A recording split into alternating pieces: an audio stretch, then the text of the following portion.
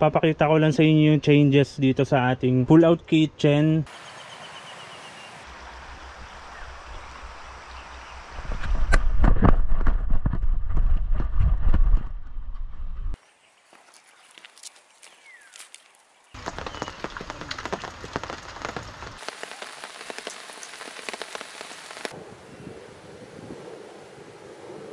Wasak na pala talaga, no?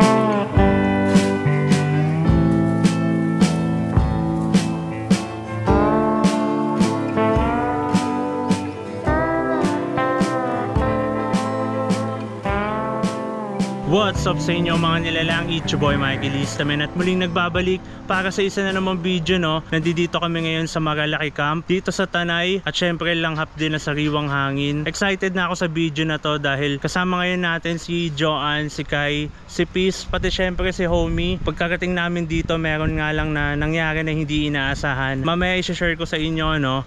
All goods mga nilalang, huwag na natin patagalin to. Let's get it, man. Mikey Lista Vlogs.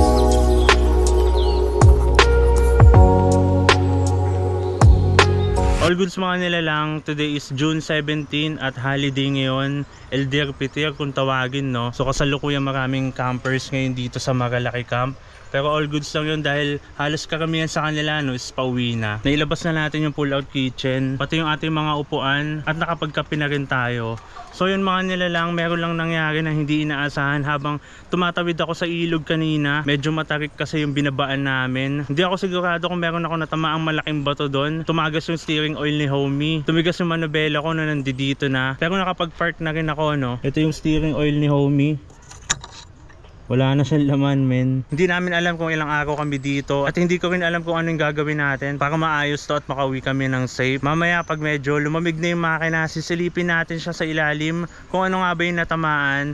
Sana hindi naman gaano kalala yung tama, no, or sana yung hose lang yung natanggal. Anyways mga nilalang, set up na muna namin yung iba naming camping equipment para tuloy-tuloy na rin at makakain na.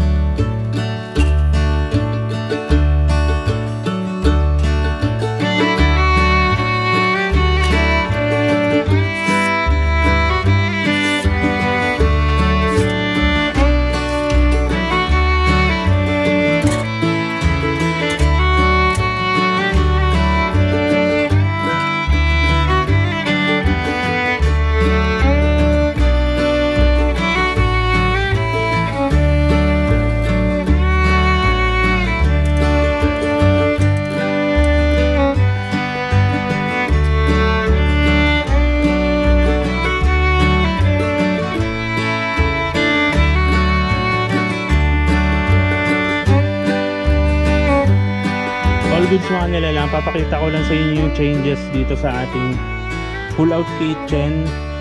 So ginawa ko yung pull-out kitchen natin ulit. Pinix ko na yung stove natin dito sa pull-out kitchen natin. Tinanggal ko lang yung paa niya, pati yung cover. At hinulmahan ko lang para maging fit yung pinaka stove natin dito sa may plywood. Yan, so ganun pa din naman. Lalagay pa din natin dito yung butane niya sa ilalim. At dinala ko na rin tong ating cover kasi kakailanganin din natin to. Yan. Sakto pa rin naman siya, no? Shoutout nga pala kay Pops Jerry sa pagpapaabot na itong solid na butane cover. Sobrang solid na pagkakatahi dito at saka yung materialis na ginamit.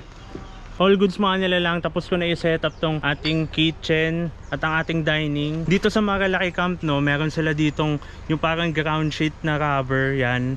So ginamit na natin yan para kung sakaling umulan is hindi tayo magpuputik dito sa spot natin. Pakita ko lang sa inyo itong setup namin. Itong side na to, ito nga pala yung pull out kitchen natin. Kinonect ko lang yung dalawang table natin na kung saan nakapatong yung ating door. Nalagayan ng ating mga pangluto. At ang jug natin nandito din. Yung coffee maker natin. At yung mga plato at bowl. Pinili ko na magkaisang hilera lang siya para madaling makuha. At dito naman yung ating dining. Itong foldable table natin. At itong Ironman na upuan. Shoutout nga pala sa truck shop sa pagbigay ng Ironman na 4x4 na camping chair na to. Napaka solid. Mamaya ipapakita ko sa inyo ibang features na itong upuan na to. At talagang matutuwa din kayo. Si Kai tsaka si Peace, itinali ko muna. Hindi ko sila pwede pakawalan. Dahil baka pumunta kung saan saang tent, no. Hi ka, Kai. Hi. Hi ka. Hi. Hindi. Hi ka. Peace. Magla-lunch time na at ang lulutuin nga pala namin is pork steak. Nagayat na ako dito ng bawang, sibuyas, pati na itong karne.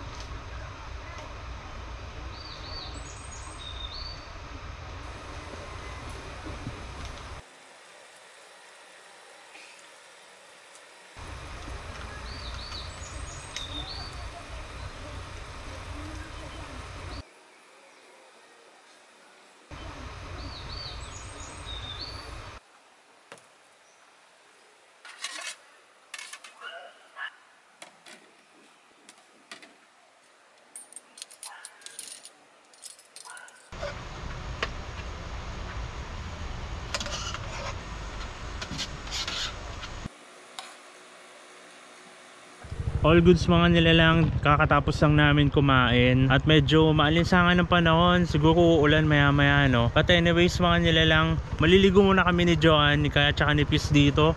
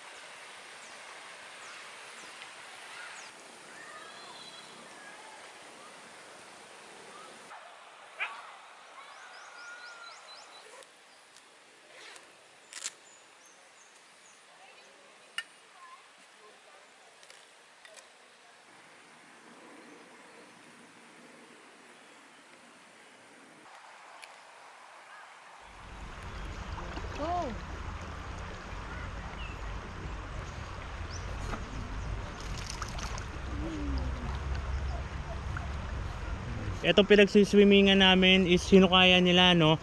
Para medyo lumalim o humabot siya hanggang dibdib. Kaya all goods na all goods. Sobrang payapa din ng paligid. Medyo matagal din kaming hindi nakapag-ilog. Puro dagat yung mga previous natin na episode. At si Peace, tsaka si Kai, tuwan-tuwa sa kakalangoy, no?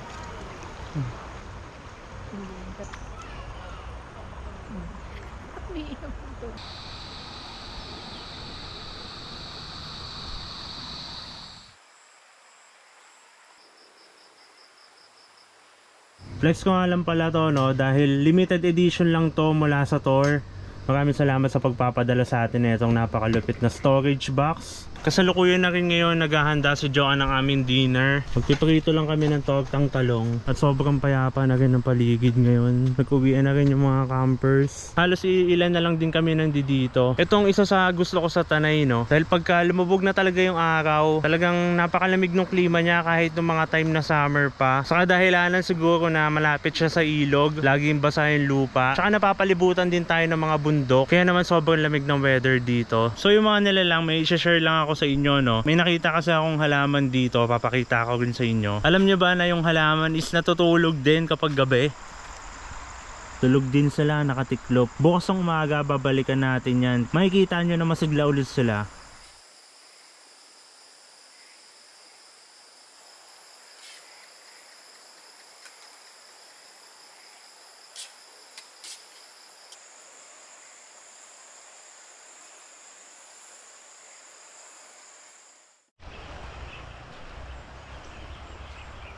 Gumising sa umaga ng tahimik at payapa, men, all goods na sa akin yun. Yung bibigyan mo pa ako na ganitong sea of clouds. Sobrang salamat, kalikasan. Gising na din yung mga halaman na natutulog kagabi. Sobrang sigla na nila. Good morning sa inyo mga nilalang. Kape muna tayo.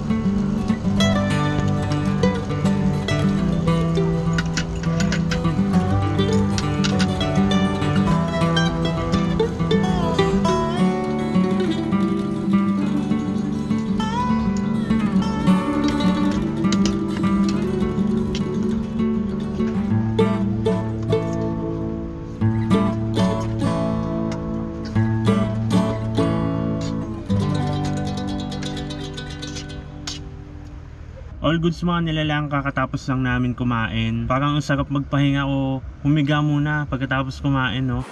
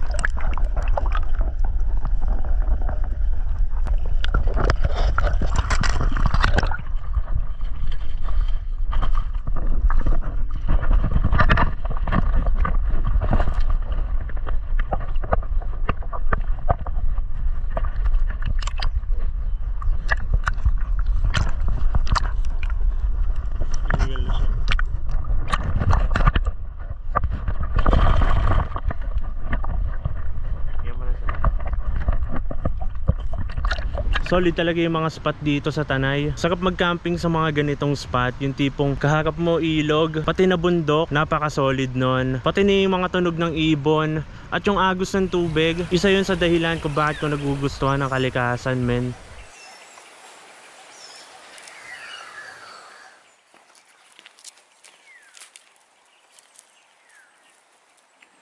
So mga nilalang, nandito tayo naka-spot. Ito yung Magalaki campsite.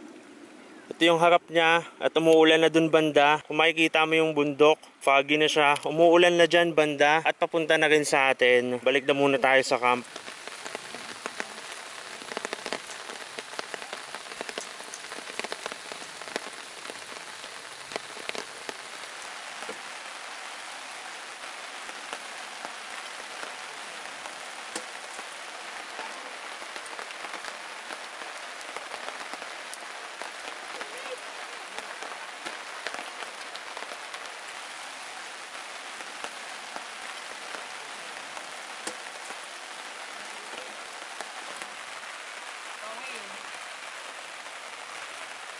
Isa sa solid talaga na weather habang nagka-camping is yung umuulan tulad nito. Tingin ka lang sa malayo at sa patak ng ulan, mapapatulala ka na lang, men.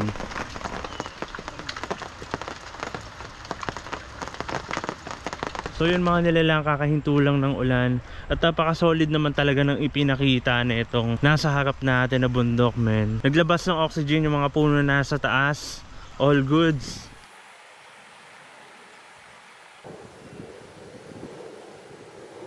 All goods mga nilalang, napaka-solid talaga dito sa Magalaki Camp. Dito sa Tanay, sobrang payapa ng ambience at yun naman talaga yung hanap natin. Anyways mga nilalang, may mga iilang campsite din dito na magkakatabi at yung mga iilan na yun is napuntahan na rin natin. Ito lang ang napansin ko, no, na kahit napuntahan mo na yung ibang campsite dito, is magkakaiba pa rin talaga sila ng vibe. At ang isa pa sa napansin ko, no, na mababait yung mga staff dito, mababait yung mga umaasikaso sa'yo. Kaya sana panatilihin nila na ganon kasi kahit gaano pa kaganda yung lugar mo, men, hindi ka babalikan ng isang tao o ng isang camper kung pangit yung naranasan nila doon. Sana panatilihin nila yung ganong hospitality, no? Para in the future, gayahin din sila ng ibang campsite kung paano sila tumanggap ng mga guests at kung paano nila mahalin to. At syempre sana lang din, no, na pangalagaan nila yung lugar dahil napaka-solid talaga na itong Tanay. Sa dami na may gusto sa lugar na to, kulang na nga lang na tawagin nila tong camping capital of the Philippines, pero hindi natin alam, malay mo sa mga susunod na taon is ibigay sa kanila yung pangalan na yon.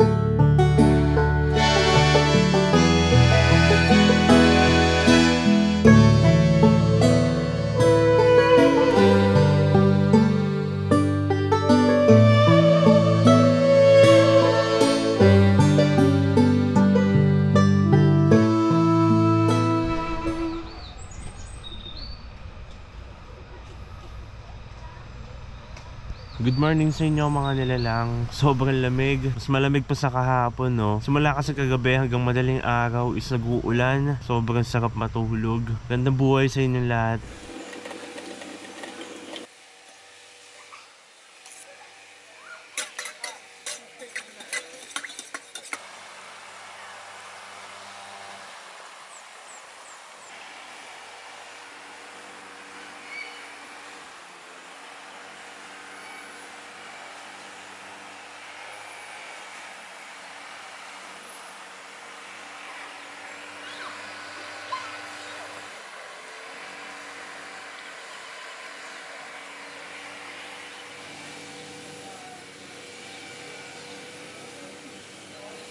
Isingit ko lang sa video natin yung nangyari kay homie, kung paano namin siya inayos. So yun mga nilalang, susubukan ko kung kaya kong gawin to. Nanghiram ako dito sa Marilaki Camp ng tools, buti kumpleto sila sa tools. So ngayon ang problema ko, wala akong ATF na mabibilan dito. Kaya ang gagawin ko, i-drain ko yung ATF nito, yung sa transmission mismo. Kukuha tayo ng konti doon. Sana maging all goods na. Balutan natin ng makapal na electrical tape. Ano yan eh, pressure kasi yan eh. Oh, pressure. Ang sa bagay, pressure. Ano yan?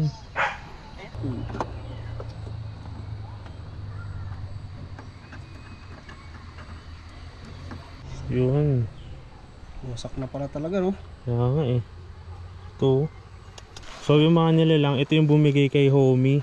Itong hose niya. Dito lumusot yung ano, sumabog yung ATF oil ng steering. So yun mga nilalang, hindi pa namin naayos si homie dahil yung ginawa namin mga paraan is hindi talaga pwede. Yung hose na kailangan dun sa may steering oil niya, kailangan yun talaga yung gagamitin na hose, no? So nag-decide kami, tutulungan ako nila kuya bukas. Bibili sila ng hose na yun dun sa bayan at sana magawa na si homie. Nakabili na nga pala ng mga kakailanganin sa pag-ayos kay homie. Itong transmission fluid, pati itong hose. Ito kasi yung pumutok, no?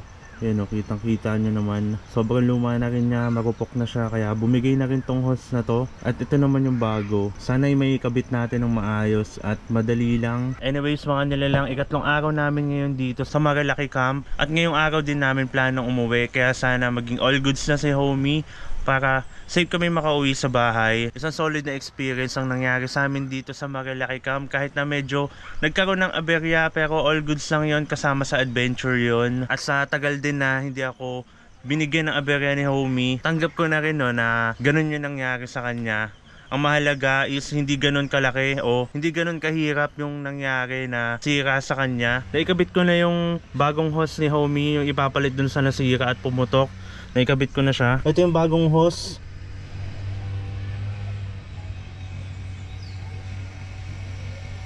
All goods mga nilalang, all goods na rin si homie.